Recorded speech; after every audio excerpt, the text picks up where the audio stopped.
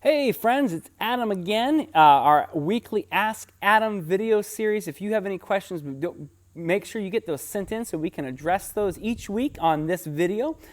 Today I am outside in a fun location. If the first person can correctly guess as to where I'm filming today, you will win an awesome prize that I'll figure out later. Maybe pizza, I don't know, ice cream, something of that nature. So make sure to subscribe to our videos, comment on these videos if you have other questions or you disagree with me, if you just want to win a prize. So go ahead and do that. And so today, the second question I'm addressing today for Ask Adam Anything is it fair to send people to hell if they've never heard? Meaning no one ever told them about Jesus. Maybe they lived in a time before Jesus. Is it fair that that person went to hell? And so we're going to talk about that question. Again, whenever we do these, we're talking about big topics and just giving you like a big overview of them. But if you want to know more or look for more resources, please feel free to ask us for more, or even say, Adam, I disagree and here's why, and you drive me crazy and I don't like you. And that's totally okay. But before you do anything else, when you ask that question, it's like, is it fair that God would send someone to hell who never even had a chance to respond to Jesus? Before you can even wrestle with the implications of the question you're asking, you have to start with understanding and knowing the character of God. Isaiah 45, verse 9, has this beautiful picture you may have heard before, where it's this image of a potter making a pot. And we're asked, does it make sense for the pot to shout up at the potter, why are you doing what you're doing? You're just a pot. The potter has the right to do what he's doing with his creation. So Isaiah is telling us, hey, you need to have the right heart when you approach this question, to acknowledge that God is God and you are not, and he's going to do what he's going to do. And then also, deeper than even just saying, okay, God's God, I'm not, he can do what he wants to do. Psalm 145:17 reminds us that God is good, everything he does is good, he himself by nature is good. And so, as you wrestle with this question, you first have to answer, do you believe that God is God and that God is good? Because if God is who he says he is, and God is absolutely perfectly good in all that he does, whatever the answer is, even if you and I don't understand it in our own imperfect, limited viewpoints, we would have to say, well, God is good, so I might wrestle with understanding this, but I want to trust God even still. And so the first thing, when you think about scripturally, is it fair?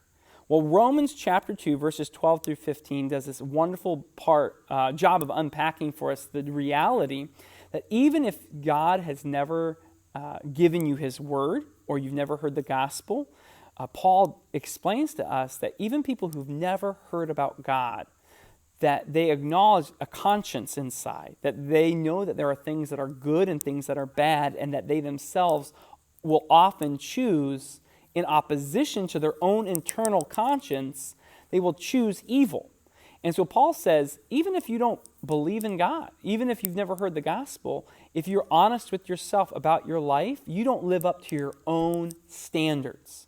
You are guilty regardless of whether or not you had a chance to respond to the gospel. So you will stand before a holy God in sin. And God, in his very nature, because he is good, has no relationship with sin. So you could say, boy, that's just unfair. But the reality is, you are a lawbreaker. You are a sinner. You are separated from a holy God.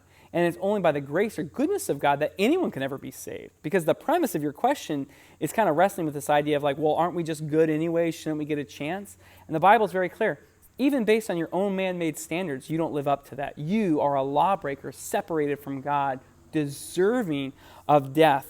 Romans tells us the wages of sin are death. It's not that God is going to punish you because he's just a jerk, but by virtue of your behavior, the trajectory of your soul is death. And so one of the things that we have to wrestle with when we ask that question is we believe that if people just heard, they would believe.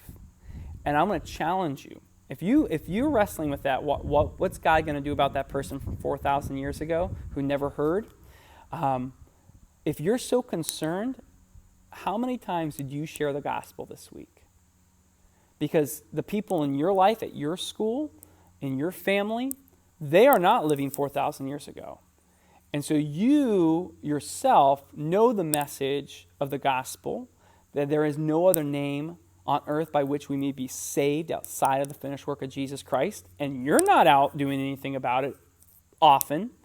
And also, ask yourself, if you went out and just started proclaiming the gospel in your world, in your community, you are not experiencing hundreds and hundreds of people just immediately believing. So if you suddenly went back in time to a time before those people had heard about Jesus, you're arguing well, if they just heard, they would have believed.